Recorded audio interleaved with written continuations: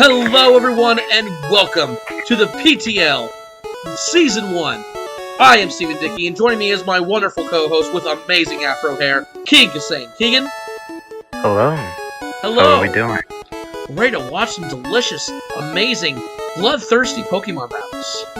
Oh yeah. We've got 10 teams this season. We're doing a Generation OU season tournament this year. It's a round robin, so how this will work will be like this. There will be 2 rounds.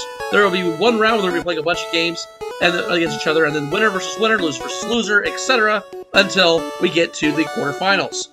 Basically what we're doing is then we're doing battles towards seed, and so you can see who gets to play each other in the real deal. So these are basically like an expedition match. It's not really a season match. It's not really going for the actual championship itself. It's more like a, hey, we're testing out, we're getting stretched, we're getting ready to go for this tournament. They'll give you your warm-up. Yeah, absolutely, your warm-up. Now, Keegan, have you ever played Pokemon Generation OU, Gen 1? Gen 1 OU, no, but I do know the horrors of Generation 1 competitive. So, what we're looking at for the terrors of what you're saying is definitely, we're going to get a lot of Thunder Waves.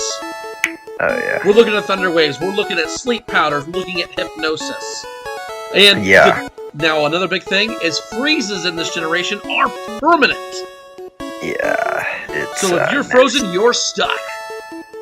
It's game over. You might as well be knocked out. Yep.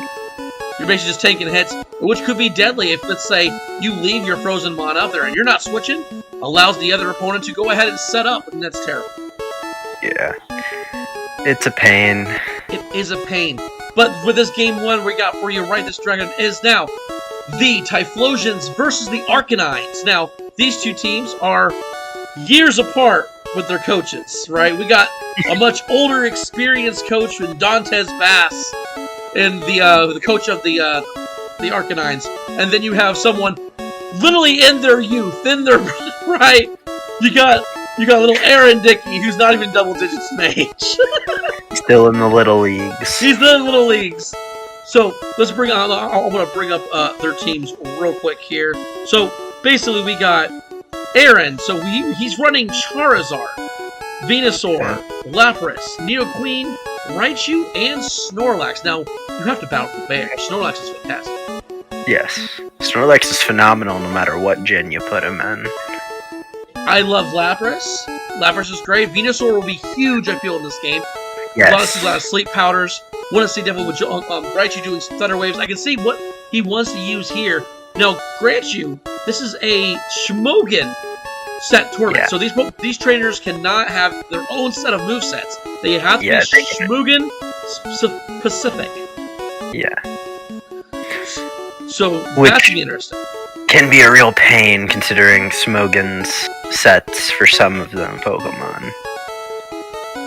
So basically, we are getting kind of an idea of what they're going to be running here. So what is the win condition here against with Aaron coming into our next team? Is we have the veteran, a man who doesn't need much of an introduction. But for those who do not know him, you should fear this man most. Is Dontez running the Jolteon, Dragonite, Blastoise, Hitmonlee, Moltres, and Victory Bell for the Arcanines. My best season for the league when I went 11-1, he almost shut me down.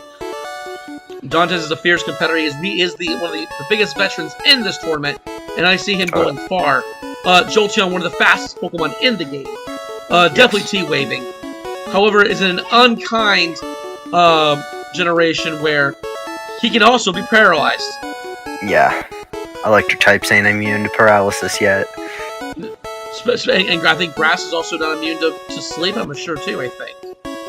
I don't think so. No, they're not immune to sleep because hypnosis hits them and whatnot. So, big thing there. Nidoqueen, interesting to see what kind of set Nidoqueen will do.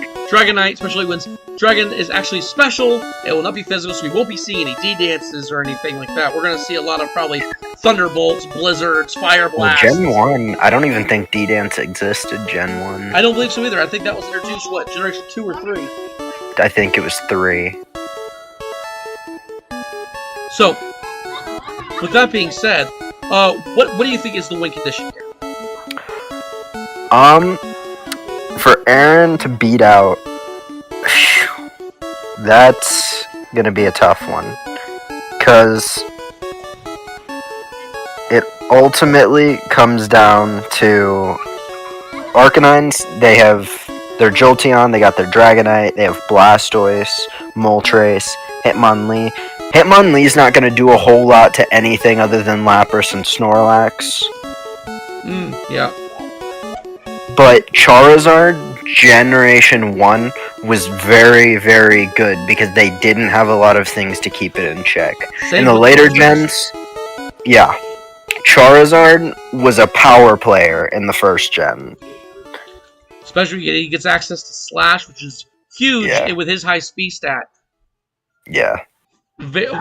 Well, I can't wait to see these Titans in action. We're gonna go jump right into the game. The Arcanines and the Typhlosions coming up next.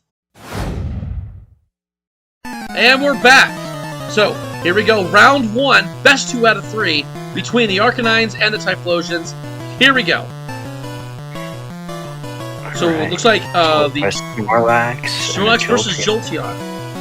Alright. Thunderbolt going for crits. Okay. Big body slam. There's the para. Yeah, instant para. Big body slam again.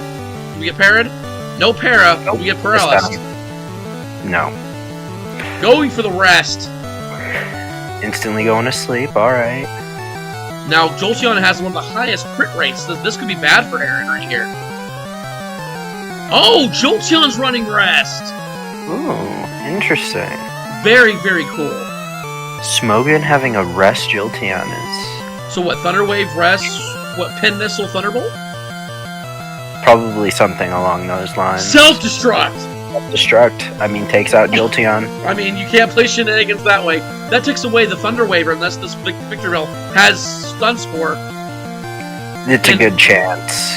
Pivots using Wrap Strats. Okay. Now, I believe in Generation 1, Wrap continues as long as you want to keep doing so. Yeah. Ooh, Toxic Wrap Strat from the Arcanines, but it breaks through, gets the freeze! Oh my. It's a Firebird and it's frozen! That's crazy. That was some insane luck, man. When do fire types get frozen? Oh, here comes the high jump kick. Oh no, body slam. Okay. Going for para. Okay. There's the slash and gets the crit. Yeah. You're talking about Charizard getting that crit. Misses the mega kick. There's a big slash, another crit. Crit. Counter! Yeah, that was nice. That was nice. And the Hyper Beam to finish off. He survived with 1%. That's insane. We didn't talk about this earlier, but in Generation 1 OU, if Hyper Beam kills an opponent, it doesn't recharge. No recharge for it. Get a Swords Dance, gets the slash, gets the Charizard's a crit machine. Dies to Razor Leaf. Does in fact die. It goes down there. Razor Leaf is not physical, so that does not get boosted. Nope. So there's a big old Hyper Beam from Venusaur taking out the Victory Bell. Here comes Dragonite. I love this sprite for Dragonite. I see a Blizzard coming in. Oh, here comes Agility. Oh, Agility. Maybe trying to hire the crit chance. But there's the Sleep Powder.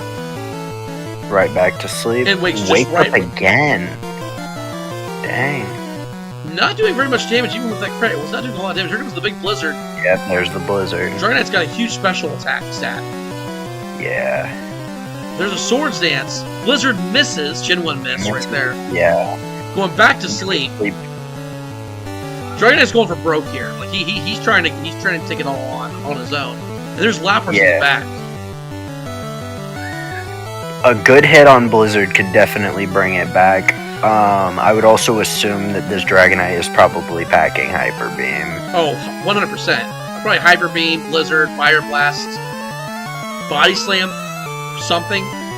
But there's the Hyper Beam, takes it out. Sleep Strats, knocking out Dragonite. That gives him a chance. And here comes the good I think Smogon actually has Dragonite with Wrap on it. Oh, really? Yeah, I'm pretty sure Smogon has Wrap on it. That's insanity. Well, due to Sleep, Razor Leaf, Hyper Beam strats, and the frozen Moltres, We have the Typhlosions winning Game 1. All right, Game 2 this time. Oh, I need to switch sides real quick. There you go. All right. Game 2 of Game 1. Here we go. We live with Nidoqueen this time against Jolteon. So Jolteon's like, no. Instant out. Evades the Earthquake by switching to Dragonite. That's good. Back to agility. There's the Blizzard. It's a Blizzard. He takes that really well. Being quad weakened to that, we gotta think it's because Nidoqueen is not an ice type. Still, he took it real well. He did, he took it. Venusaur going to Swords Dance strats. Seismic Toss. Switching back out to Moltres, of course, you gotta go with Moltres. But Sleep Powder incoming, that was probably a bad play. Because you're only allowed to have one active Pokemon to sleep. I would have forced someone else to sleep, thinking. But he was going for type. Yeah. I see what he was doing. But now Venusaur is free to Hyper Beam his way to victory here. Moltres is out. There's another Swords Dance. Yeah. There's a Hyper Beam. It's not quite enough. Rebound. He's gonna Hyper Beam right back. It's a crit, not enough. But he must recharge. With a 4-time attack. They're beaming. It's like Dragon Ball Z. Oh yeah, they're beaming each other. Going for Hyper Beam there, I would have expected something else, like trying to go for status on Snorlax. Yeah, Sleep Powder, Stun Spore, something. Throw him off, get back momentum. Okay, good switch into the Blastoise. Going to Lapras, Spectre Surf. Yep. Comes the Seismic Toss. Big Thunderbolt from Lapras. Yeah, that's one thing Lapras has got under her belt. He's got that nice water advantage. Big double kick. Oh, so there's the last move. Double kick. Okay. So no pin missiles. Pin Missile didn't have a whole lot because Gen 1 Pin Missile wasn't good against Psychic types. No, Bug was still good against it. It just doesn't hit. Like, what, 15 base power? Because I'm pretty sure the weakness to Psychic didn't happen until Gen 2. Okay. Seismic Toss does finish off the Lapras, so Blastoise outspeeding. Here comes Raichu. Going back into Jolteon. Here's the power show right here. This is good play right here. Trying to find the momentum. There's that Wake Up. Oh, Switches. Oof. Big Earthquake. Definitely needed that. Counter misses. Big Hyper Beam from Charizard. He survives with 2%. Gets the counter. Gets that was good. That was good. Big high jump kick. Does not touch Snorlax, but does take out Hitmonlee. Yeah, no, that's survival. Snorlax is so bulky, man. So bulky. Alright. It's that Jolteon. He's got to get the Jolteon out of there.